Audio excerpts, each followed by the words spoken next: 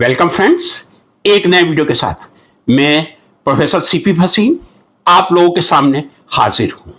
आज 9 जुलाई समूचा विपक्ष भारत बंद का आह्वान कर रहा है।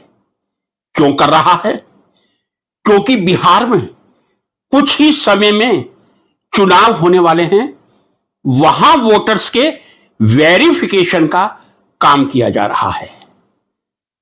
बिहार बाढ़ से ग्रस्त है, यह बात जान लीजिएगा। लगभग 3 से 4 करोड़ लोगों का वेरिफिकेशन क्या आप 2 या 3 महीने में पूरा कर सकते हैं? और यदि नहीं कर सकते तो फिर आप क्यों विपक्ष को उंगली उठाने का मौका दे रहे हैं? महाराष्ट्र सरकार जब बनी थी तब से लगातार इलेक्शन कमीशन पर और भारतीय जनता पार्टी पर उंगलियां उठ रही हैं। कहां से एडिशनल 60 लाखों, 70 लाखों, 80 लाखों में कोई आंकड़ा नहीं दे रहा। अरे 30 लाख तो होंगे कम से कम। 30 लाख वोटर जुड़ गए। लोकसभा चुनाव और महाराष्ट्र विधानसभा चुनाव की इस अवधि के भी 30 लाख वोटर जुड़ गए। क्या आधार वैलिड है या नहीं मेरे देश में, मुझे यह बता दिया जाए। 2009 में आधार का निर्माण शुरू हुआ था।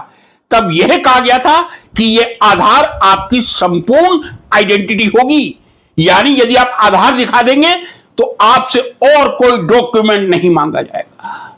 कहा यह जा रहा है कहीं बंगाली घुसपैठ आ गए हैं। यह भी कहा जा रहा है कि डुप्लीकेट आधार कार्ड बन रहे हैं। यदि डुप्लीकेट आधार कार्ड बन रहे हैं तो क्या केंद्र सरकार की इसकी कोई जिम्मेदारी होती है या नहीं होती है? क्या बिना वेरिफिकेशन के आधार कार्ड का निर्माण किया जा रहा है? जो आधार की वेबसाइट है, यदि मैं सही हूं, 1 करोड़ 20 लाख आधार कार्ड दिखा रहा है। यानी मेरे देश के 145 करोड़ में से 100 करोड़ 20 लाख लोगों के पास, 100 करोड़ 20 लाख लोगों के पास या 120 करोड़ के पास आधार कार्ड है। तो फिर तो आप आधार कार्ड को निरस्त कर दीजिए। यदि आपको लग रहा है आधार कार्ड डुप्लीकेट है, पूरे भारत में निरस्त कर दीजिए और बनवाइए दोबारा। इस प्रकार के संदेह पैदा करके यदि हम भ्रष्टाचार को नहीं रोक सके, हम पूरे सिस्टम को बदल देंगे। चाहिए ये जितना सुशासन की बात की जाती है, बिहार से सुशासन जुड़ा है। वैसे तो केंद्र में भी इससे सुंदर शासन मैंने 65 वर्षों में कभी देखा नहीं था। क्या यह सुंदर शासन नए आधार कार्ड नहीं बनवा सकता? केवल बिहार में वोटर्स का वेरिफिकेशन करना क्या आपको डाउटफुल नहीं लगता? क्यों आप विपक्ष को उंगली उठाने का मौका देते हैं? फ्रेंड्स, यदि हम भ्रष्टाचार को नहीं रोक सकते, हम सिस्टम को बदल देंगे।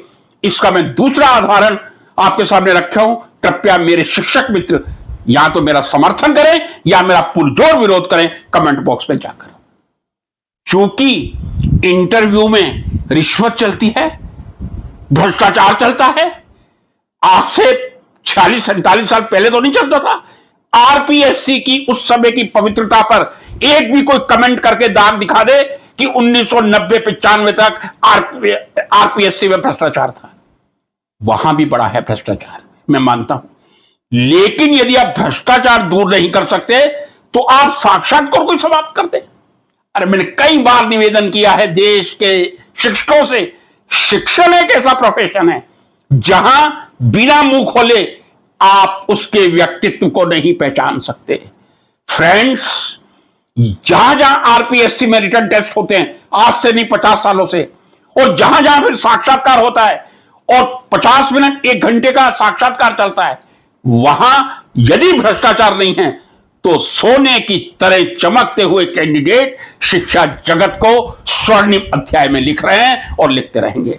और यदि आप भ्रष्टाचार को नहीं रोक सकते, आप शिक्षण में से इंटरव्यू को निकाल लें।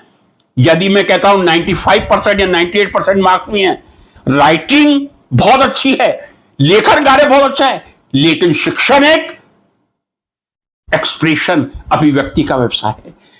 कई ऐसे विद्यार्थी मैंने देखे, कई ऐसे टीचर देखे हैं, जब तक वो बोर्ड के दूसरी तरफ होते हैं बहुत ज्ञानी होते हैं, बहुत क्वेश्चन करते हैं, लेकिन जैसे ही वो बोर्ड की तरफ आके खड़े हो जाते हैं, सामने 40 या 50 स्टूडेंट जब 3 या 4 शिक्षक बैठ जाए तब तो कई लोग ऐसे होते हैं जो ढंग से बोल भी नहीं पाते।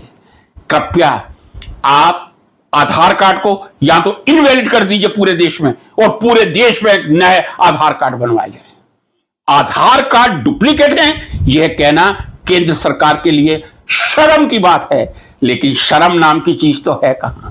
क्यों आप विपक्ष को उंगली उठाने का मौका दे रहे हैं? क्यों आप मेरे जैसे शिक्षक को, जो किसी दल से संबद्ध नहीं है, उसको आप अपने ऊपर उंगली उठवाने का काम कर रहे हैं?